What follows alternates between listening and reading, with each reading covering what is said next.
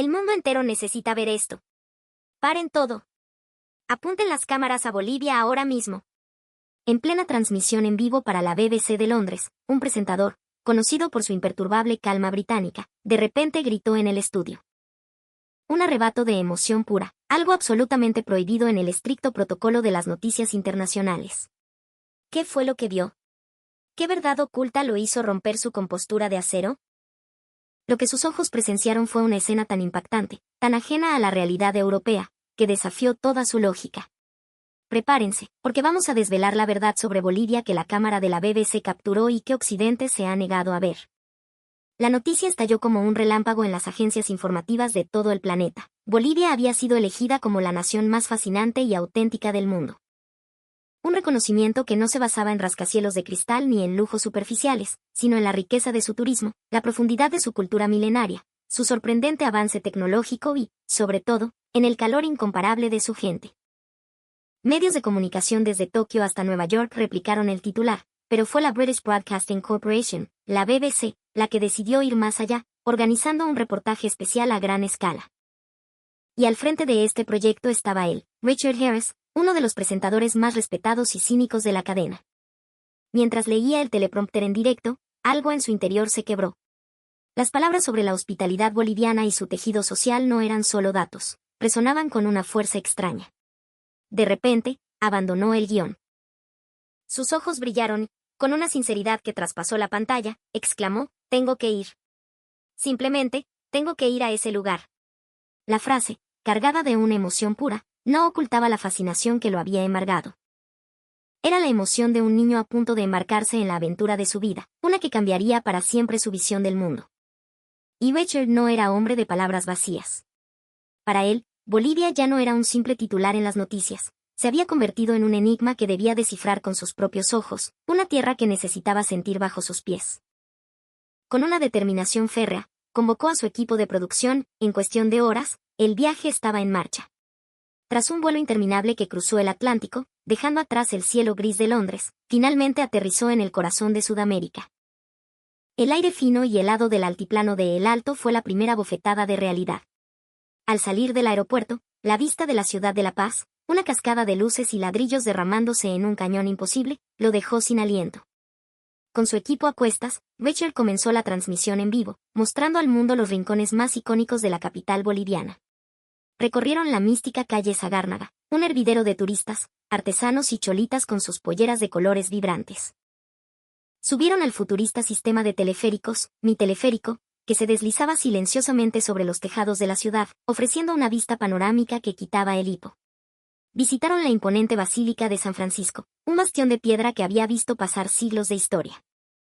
Cada lugar bullía de vida, una mezcla caótica y fascinante de locales y extranjeros. Pero justo cuando la transmisión alcanzaba su clímax, el cielo andino, impredecible y dramático, se desplomó sobre ellos en una lluvia torrencial. «¡Corten! ¡Corten la señal!». De vuelta al estudio, gritó Richard mientras el agua los empapaba. Ninguno llevaba paraguas. Corrieron desesperados, buscando refugio en la estación de Mi Teleférico más cercana. Mientras esperaban a que la tormenta amainara, observando el aguacero golpear el pavimento, un niño de uniforme escolar pasó su tarjeta y entró en la estación.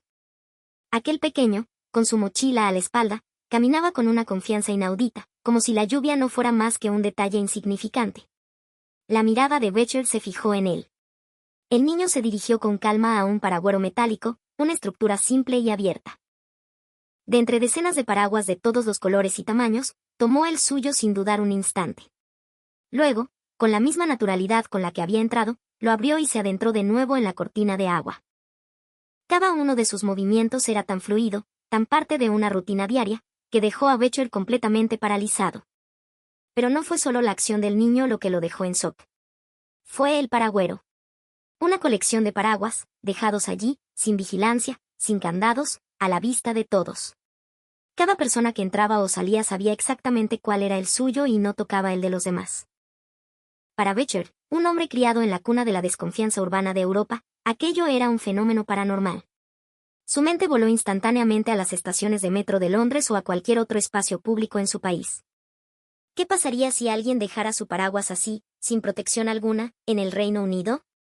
La respuesta era obvia y deprimente. desaparecería en menos de 5 minutos. Sin embargo, en Bolivia, esta escena de confianza absoluta era, al parecer, el pan de cada día. Becher no podía contener su asombro. En ese instante, tomó una decisión. Olviden los puntos turísticos, le dijo a su camarógrafo. Tenemos que mostrar esto. El mundo tiene que ver esto. Justo en ese momento, otros escolares entraron, repitiendo el mismo ritual, se acercaron al paragüero, tomaron sus respectivos paraguas y se fueron. Becher se giró hacia la cámara, con la lluvia como telón de fondo y una expresión de incredulidad total en su rostro.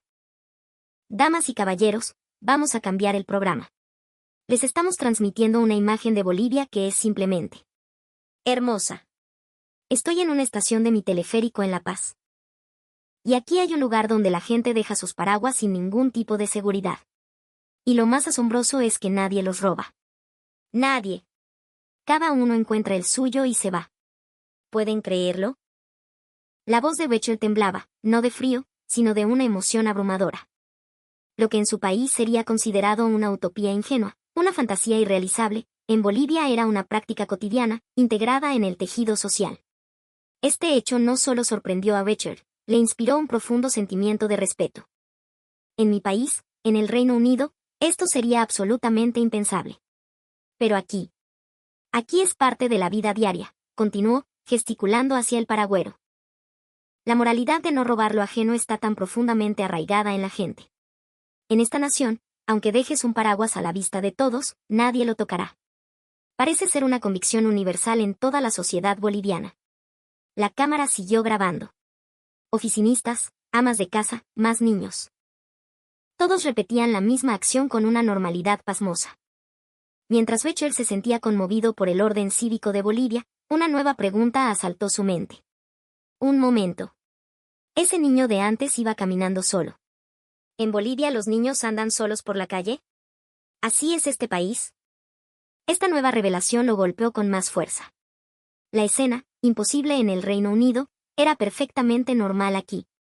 Esta sorpresa impactó violentamente la psique de Becher. Reflexionó aún más, los niños bolivianos, a una edad tan temprana, eran así de independientes, y sus padres, y la sociedad entera, confiaban plenamente en su seguridad. Inevitablemente, lo comparó con su patria. En Gran Bretaña, permitir que un niño pequeño camine solo por la calle es considerado una negligencia peligrosa. La mayoría de los padres no se atreverían. Pero en Bolivia, la situación era diametralmente opuesta. La sociedad entera parecía apoyar la independencia de los niños, garantizando su seguridad de forma colectiva. Existía una cultura completamente diferente. Esto también tenemos que contarlo, pensó Becher para sí mismo. En ese preciso instante, otro escolar se acercó, tomó su paraguas y pasó justo frente a Becher. Enfoca a ese niño. Ahora, le susurró a su camarógrafo. Becher se volvió de nuevo a la cámara. Señoras y señores, estoy presenciando algo que me cuesta creer. Un niño pequeño, caminando solo en un lugar público. En el Reino Unido, esto sería inimaginable, pero en Bolivia es la norma. Y añadió, con la voz quebrada por la emoción, toda la sociedad protege a sus niños, creando un entorno donde pueden crecer con independencia. Es simplemente asombroso. Devolvemos la conexión al estudio. Becher, profundamente conmovido, sintió que acababa de rascar la superficie de la verdadera belleza de la sociedad boliviana. La imagen de niños pequeños caminando solos hacia y desde la escuela en Bolivia es algo que deja perplejos a ciudadanos de muchas otras naciones. La pregunta ¿cómo es posible?, resuena en la mente de muchos extranjeros. Un antropólogo cultural, el Dr. Wayne Erickson, también sintió una intensa curiosidad por este fenómeno y dedicó años a investigar las razones que lo sustentan. Según Becher, basado en las investigaciones de Erickson, la razón principal por la que los niños bolivianos pueden caminar solos es, en primer lugar, la confianza en la comunidad. En la sociedad boliviana, desde una edad muy temprana, los niños aprenden de forma natural la importancia de la confianza mutua dentro de su grupo. El Dr. Erickson explica que la comunidad boliviana, ya sea un barrio o un pueblo, funciona bajo el principio implícito de que todos sus miembros son guardianes de los niños. No son solo los padres. Los vecinos, los amigos, los hermanos mayores. Toda la sociedad asume la responsabilidad de vigilar y proteger a los más pequeños. Esto ha forjado una cultura única de crianza colectiva, un eco moderno del antiguo principio andino de Lainos, la reciprocidad y la ayuda mutua. Este sistema de confianza no es un eslogan vacío, se enseña y se practica en la vida cotidiana. Por ejemplo, en las escuelas bolivianas, es común que los niños se turnen para limpiar las aulas, los pasillos e incluso los baños, o para servir el almuerzo a sus compañeros. En las escuelas occidentales, estas tareas suelen ser realizadas por personal de limpieza contratado. Pero en Bolivia, los niños asumen estos roles y los ejecutan como parte de su rutina. Al colaborar con sus compañeros para mantener la limpieza de su escuela, desarrollan un profundo sentido de responsabilidad por el espacio público. No es alguien quien limpia, son ellos mismos quienes gestionan y cuidan el lugar que habitan. A través de esta experiencia, los niños cultivan de forma natural una conciencia de contribución directa a la sociedad. El impacto de esta educación en los niños bolivianos es incalculable, analizó Richard. Al mismo tiempo que fomenta su espíritu de independencia, profundiza su conciencia como miembros de una comunidad. Viendo a sus hijos crecer en este entorno, los padres bolivianos pueden dejarlos ir solos con total tranquilidad.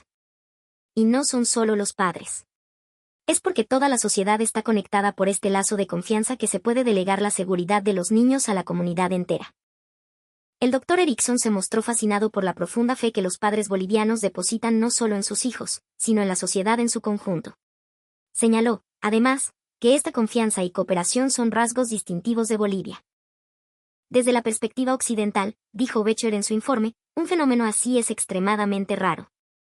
Lo que en Bolivia se da por sentado, desde una mirada occidental parece una cultura de otro planeta. Y el hecho de que esta realidad apenas se mencione en los medios internacionales despertó en Becher una intensa curiosidad. Sintió que la profunda conexión y el sentido de responsabilidad que poseía la sociedad boliviana debían ser conocidos y reconocidos en todo el mundo. Tras una jornada de rodaje que había superado todas sus expectativas, un agotado pero eufórico Becher y su equipo decidieron ir a almorzar. Ya que estaban en el corazón de los Andes, decidieron que debían probar la auténtica gastronomía boliviana. Sacaron sus teléfonos y buscaron recomendaciones. Un restaurante de comida criolla con valoraciones altísimas captó su atención. Llenos de expectativas, se dirigieron al local. Al entrar, una atmósfera cálida y acogedora los envolvió. Un espacio con un encanto rústico y elegante se abrió ante ellos. El equipo de Becher se sentó y pidió una variedad de platos que prometían ser una fiesta para el paladar. Sopa de maní, salteñas humeantes, un monumental pique macho, un silpancho que ocupaba todo el plato. Los clásicos de la cocina boliviana comenzaron a llegar a la mesa. Richard pidió un menú completo. La comida en sí era una obra de arte, pero algo más capturó su atención, la exquisita vajilla en la que se servía. Cada plato reposaba sobre una cerámica de belleza rústica y vibrante. Y no solo eso, bajo la comida, una pequeña tela tejida, un aguayo en miniatura, realzaba los colores y texturas. La belleza de la composición lo dejó hipnotizado. ¡Qué maravilla!, susurró Richard, cautivado por la estética que impregnaba un acto tan cotidiano como comer. Se sintió conmovido por esta belleza integrada en la vida diaria, y al mismo tiempo, le surgió una pregunta: ¿por qué algo tan hermoso se usaba de manera tan casual? Impulsado por la curiosidad, se acercó a hablar con el dueño del restaurante. El dueño, un hombre amable y orgulloso de sus raíces, le explicó que la vajilla era cerámica tradicional de Guayculi, una comunidad de Cochabamba famosa por su alfarería ancestral. Explicó que estas piezas, hechas de arcilla y cocidas en hornos rústicos, se caracterizaban por sus hermosos esmaltes y su tacto cálido. Y lo más sorprendente, eran increíblemente duraderas.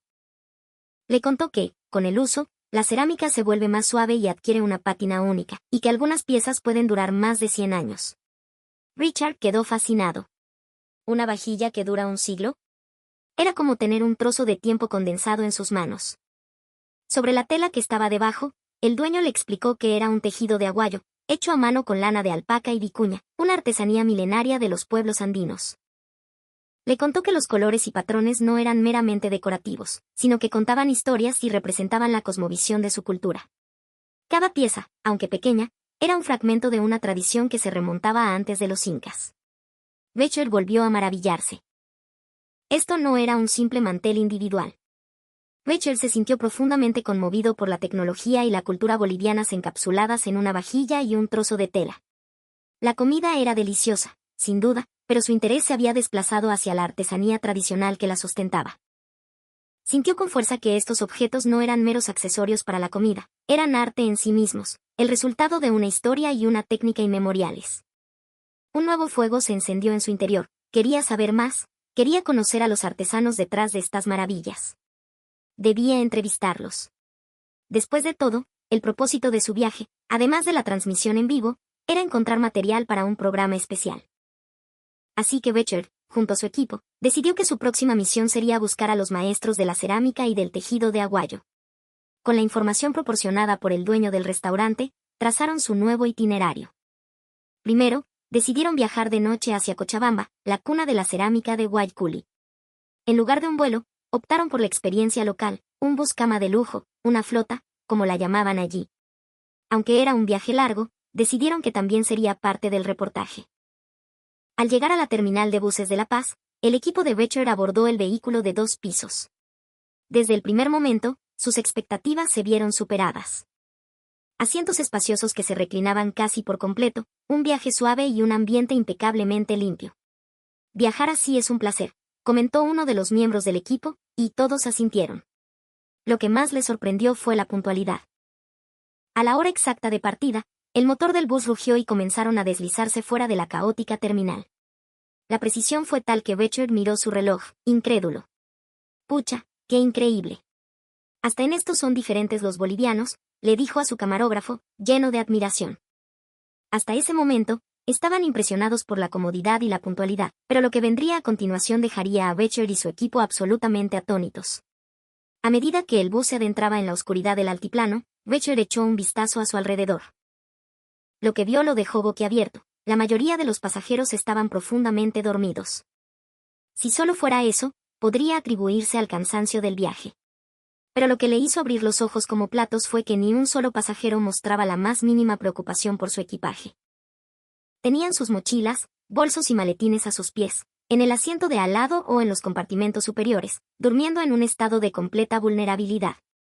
La escena hizo que Richard dudara de su propia percepción. ¿De verdad esto es Bolivia?, se preguntó una y otra vez. En el Reino Unido, si te quedas dormido en un tren o un autobús, es casi una invitación a que te roben. La regla de oro en cualquier espacio público europeo es mantener tus pertenencias a la vista y bajo control en todo momento. Para alguien acostumbrado a esa paranoia constante, lo que veía era un universo paralelo. Observando a la gente dormir plácidamente, Richard se sintió abrumado por la increíble seguridad y la confianza social que reinaban en Bolivia. Para documentar este momento asombroso, le indicó discretamente a su camarógrafo que empezara a grabar. Amigos, una vez más, estoy presenciando algo increíble, susurró Richard a la cámara. Estamos en el interior de un bus cama en Bolivia. Y casi todos los pasajeros están durmiendo.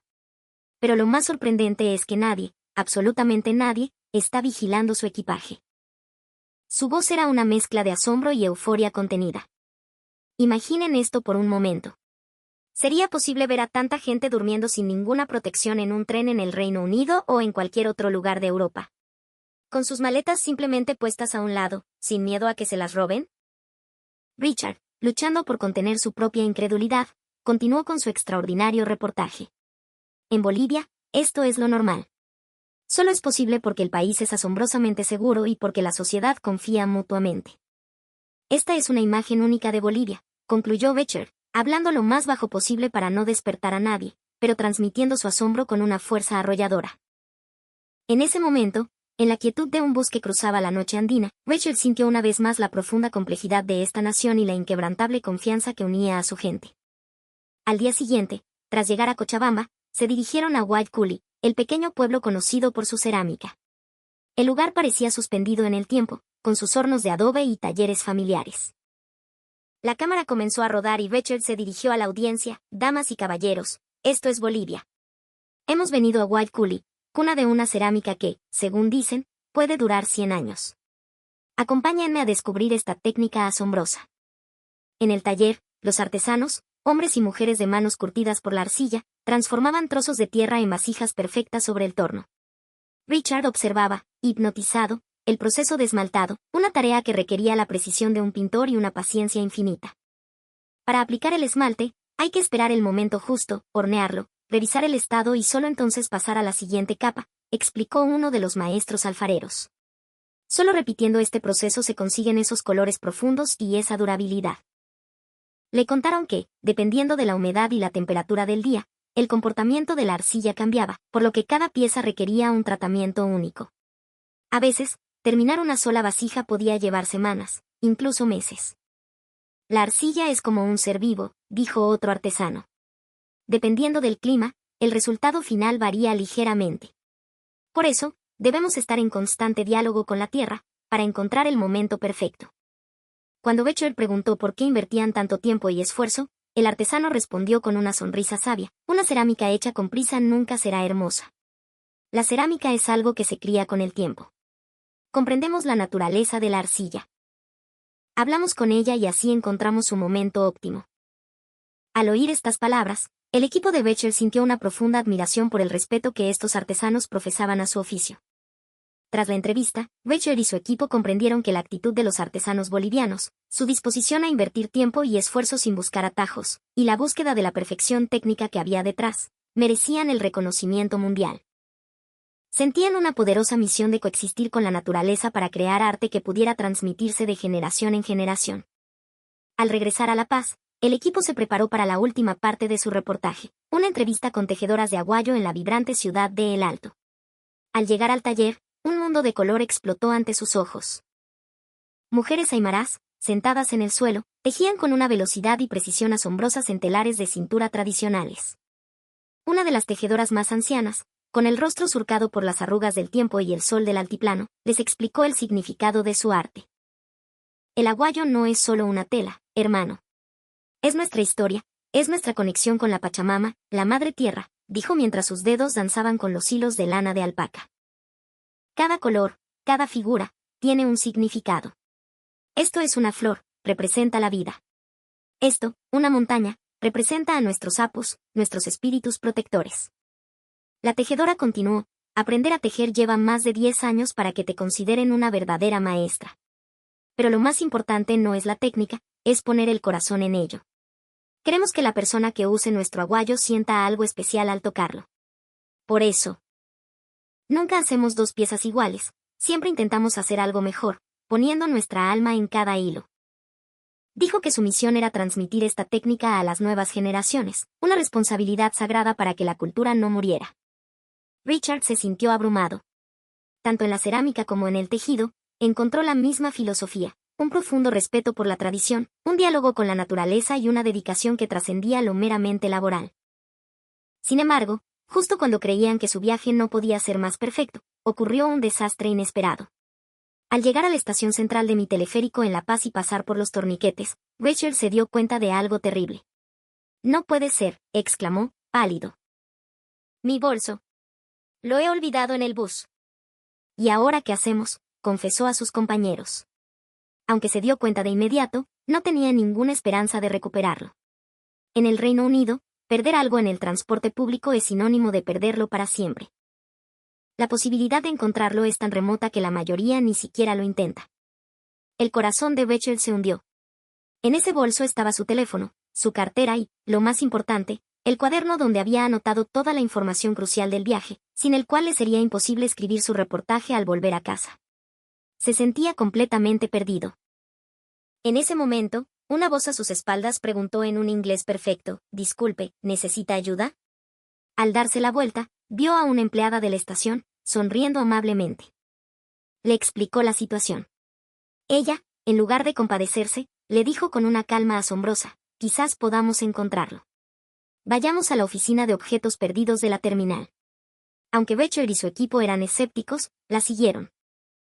Al llegar a la oficina de la compañía de buses, la empleada explicó la situación al encargado. El resultado fue, una vez más, increíble. En apenas 30 minutos, recibieron una llamada. El bolso de Becher había sido encontrado y estaba guardado a buen recaudo. Becher no podía dar crédito a lo que oía. Cuando fue a recogerlo, el trato que recibió lo dejó aún más sorprendido. El personal de objetos perdidos verificó meticulosamente los detalles del bolso, comprobó su documento de identidad y, una vez completados todos los trámites, le entregaron el bolso cuidadosamente envuelto en plástico para evitar cualquier rasguño. No bastaba con encontrarlo, pensó Becher, asombrado. Agradeció efusivamente al personal, sintiendo que acababa de experimentar el sistema de manejo de objetos perdidos más increíblemente exhaustivo y honesto del planeta. Esto era, sin duda, la esencia de Bolivia. De vuelta en Londres, Richard editó febrilmente el material grabado en Bolivia para el especial de la BBC. El programa destacó la asombrosa seguridad del país, el espíritu independiente de sus niños, la maestría de sus artesanos y la calidez única de su gente. El episodio de su bolso olvidado en el bus y recuperado intacto en cuestión de minutos generó un interés masivo entre los espectadores. Las redes sociales se incendiaron con comentarios como «Bolivia es un país increíble, seguro y con una cultura maravillosa». El programa especial fue un éxito rotundo. Los espectadores no dejaban de preguntar, ¿de verdad existe un país así? Quiero ir a visitarlo ahora mismo. El programa alcanzó índices de audiencia históricos, e incluso recibieron numerosas peticiones para producir una secuela. El propio Richard, a través de este viaje, experimentó una transformación radical en su visión del mundo. En la escena final del programa, volvió a expresar su gratitud, mirando directamente a la cámara. Bolivia es, verdaderamente, un país especial. La profundidad de su cultura y la calidez de su gente me han conmovido hasta lo más profundo. Fui con los prejuicios de un europeo cínico y regresé humillado y maravillado. Y concluyó, este viaje me enseñó que las verdaderas joyas del mundo no siempre brillan con oro y diamantes.